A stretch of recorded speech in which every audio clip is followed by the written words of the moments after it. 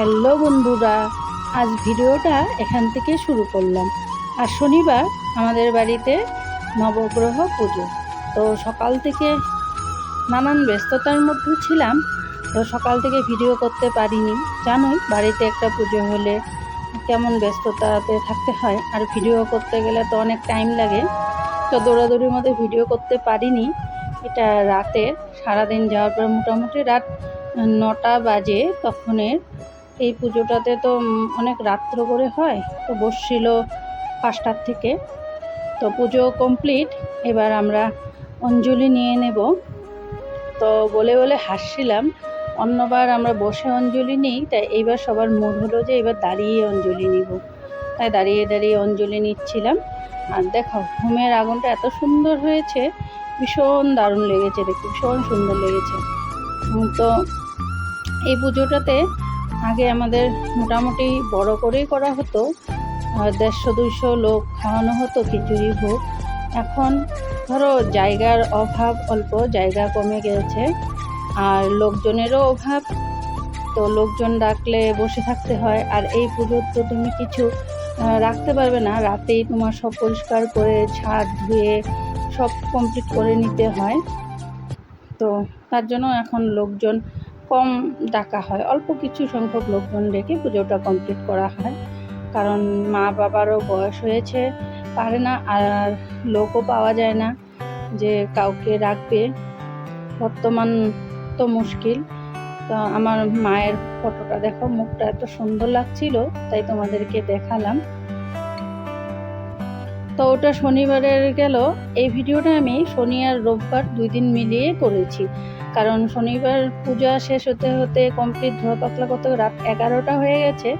তারপরে আমার এমন পেট ব্যথা হয়েছে যে আমি আর কিছু করতেই পারিনি, বেহাল হয়ে গেছি। পরের দিন রোববার দিন সকাল থেকে সারাদিন কোনো রকম কাজ করেছি, আর করতে হয় করেছি, শুয়েই ছিলাম বেশিরভাগ সময়। এখন ঠিক সন্ধ্যা 7টা 20 মতন বাজে। তো পেট ব্যথাও কমেছে, একটু শরীরটাও আরাম হয়েছে। তারপরে চলে আসছি রান্নাঘরে চা করবো বলে। তো 2 দিনের ভিডিও মিলিয়ে একটা ব্লগ করেছি। বৃহস্পতিবারের ব্লগটা যে ছেড়েছিলাম, তারপরে আর ব্লগ করতে পারিনি, নানান ব্যস্ততা প্লাস শরীরের অসুস্থতার জন্য।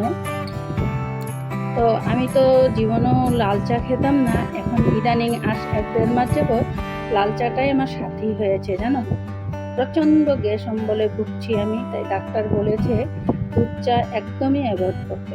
তাই খুব কষ্ট হয় দুধ চাটা না খেলে, তো উপায় নেই, শরীরের জন্য খেতে হচ্ছে।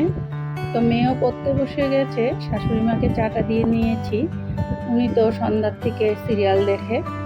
তো মেয়েকে বললাম হাই বলো, ও হাই বললো। তো মেয়ে আর আমি চা খাবো, খেয়ে রাতে রান্না মানে অল্প কিছু রান্না করতে হবে, আর দুপুরে ডাল তরকারি আছে সেগুলোকে গরম করব। ডাল নেই, সরি, সবজি ছিল। তো ভাত হয়ে গেছে, ডাল বসিয়ে দিয়েছি। ডালের মধ্যে আলু আর করলা সেদ্ধ, উচ্ছে, কি বলে এটাকে, আমাদের আসামে বলে ভাত কেরেলা বলে আমাদের এখানে, তাই বাংলাতে কি বলে বলতেই পারলাম না। আলু আর ভাত কেরেলা সেদ্ধ দিয়েছি। আর এদিকে দুপুরে যে রান্না করেছিলাম সেগুলো একটু গরম করে নেব, নাহলে পরের দিন নষ্ট হয়ে যাবে। রাতে যেটুকুন সবজি আছে সেগুলোকেও বলছে খাবে না, তো ডাল আর সেদ্ধ দিয়ে খাবে বললো ওরা। তো আমি ভাবলাম তরকারিগুলো একটু জাল করে ভালো করে রেখে দিই, তো সকালে আমি আমার শাশুড়ি আমরা খেতে পারবো। ওরা বাবা মেয়ে তো খাবেই না, আমরা দুজন খেয়ে নিতে পারবো। তাই এগুলোকে একটু গরম করে নিচ্ছি। মাছ চচ্চড়ি ছিল, বাঁধাকপি ঘন্ট আর মাছের কালিয়া ছিল, তো এগুলো একটু গরম চরম করে রেখে দিব। তো বন্ধুরা, সকাল থেকে কাজ যে শুরু হয়, দেখো রাতেও কাজ শেষ হয় না, জানো। সন্ধ্যার থেকে 1-1.5 ঘন্টা রেস্ট পাই, দুপুরে খাওয়া দাওয়া হওয়ার পরে তোমার 4টার মধ্যে কমপ্লিট হয়ে যায় খাওয়া দাওয়া সমস্ত। তারপরে একটু রেস্ট নিয়ে সন্ধ্যা দিয়ে আবার তো সেই 7টা 7:30টার থেকে চা করো রে, এই করো রে, সেই করো রে, ডাল তরকারি থাকলে গরম করো রে, কারণ গরমের দিন নষ্ট হয়ে যাবে। খেতে খেতে তো সেই রাত 11টা হয়।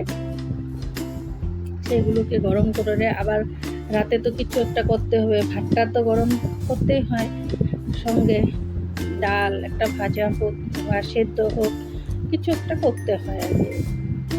তো সকাল থেকে যেমন কাজ শেষ নেই, রাতেও সেমন কাজ শেষ নেই, আমাদের কাজের আর শেষ নেই। সেই 12টা বেজে যায় রোজ, জানো তো। খাওয়া দাওয়া করে পাকঘর গুছিয়ে বিছানায় যেতে যেতে সেই 12টা বেজে যায়। আবার পরের দিন সকাল 5:30টায় উঠতে হয়।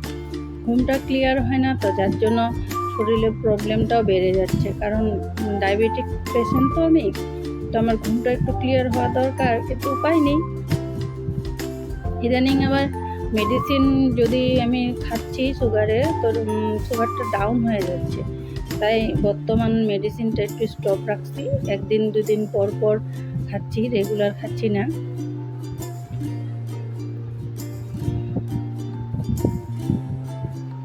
তো ফিল্টারেরও দেখলাম জলটা শেষ হয়ে গেছে, তো ভাত খেতে বসলে এখনই জলের প্রয়োজন হবে, ভাবলাম ফিল্টারের জলটা দিয়ে দিই।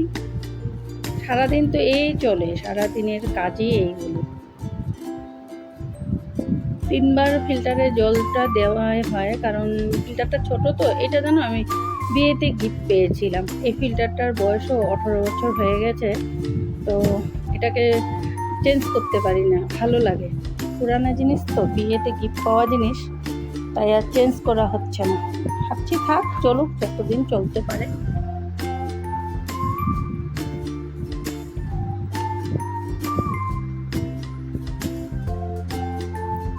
এবার ডালটাকে ফোড়ন দিয়ে নিব, তারপরে তো আবার রান্নার পরে তো জানোই বাসন থাকে। তুমি যতবারই রান্না করবে, যতবারই খাবে, সবার থেকে বড় কাজ হলো বাসন ধোয়াটা। সেটা তো তোমার ধুতেই হবে।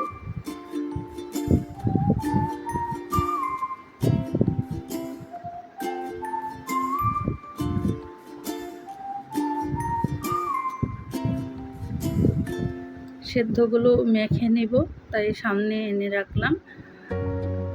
আলু আর কারকল, আমাদের এখানে ভাত কেরালা বলে, কারকল নামটা আমার মনেই থাকে না। তো রান্না কমপ্লিট করে নিয়েছি। এবার বাসনগুলো মেজে নিয়েছি, ধুয়ে নিচ্ছি। তারপরে আবার ভাত দেব, তো ভাত খাওয়ার বাসনও হবে। তো রান্নার বাসনটা আগে ধুয়ে নিয়ে তারপরে খেতে দেব। টাইমও হয়ে গেছে, 10:30 হয়ে গেছে, 11টার আগে খাবে না, তো হাতে অল্প টাইম আছে, ভাবলাম বাসনটা ধুয়ে নিই।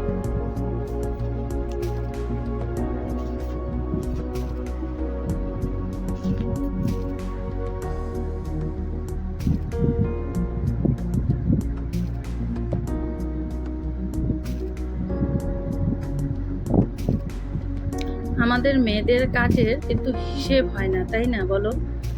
সারাদিন যে কি কাজ করি, হাতে গুনে যদি কেউ বলতে বলে, কোনো মেয়েই পারবে না সংসারের কাজের হিসাব দিতে। সারাদিন কাজ শেষ হয় না, কিন্তু কাজের হিসেব দেওয়া যায় না। আমাদের এই এক সমস্যা। তো হয়ে গেছে বাসন মাজা, এবার গ্যাসটাকে মুছে নিব।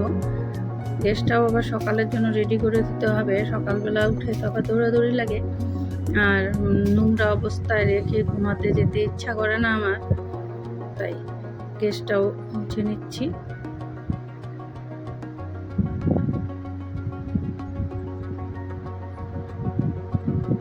কাজ কি বলো তো বন্ধুরা, আমি রাতে যতদূর পারি গুছিয়ে রাখার চেষ্টা করি, নাইলে না সকালবেলা আমার একদম চোখে মুখে মনে হয় অন্ধকার হয়ে যায়। তাই ভাবি রাতে যতদূর পারি তত গুছিয়ে নিই। তো বন্ধুরা, এখন রাত মোটামুটি 11:15 বাজে, আমার রান্নাঘরের কাজ কমপ্লিট। তো আজকের ভিডিওটা কেমন লাগলো জানাবে, তোমরা কমেন্ট করবে। বিশেষ করে বাংলাদেশের আমার বন্ধুরা যারা আছো, তারা আমাকে কমেন্ট করে জানিও। তো আজকের ভিডিওটা এই পর্যন্তই। Bye bye, good night.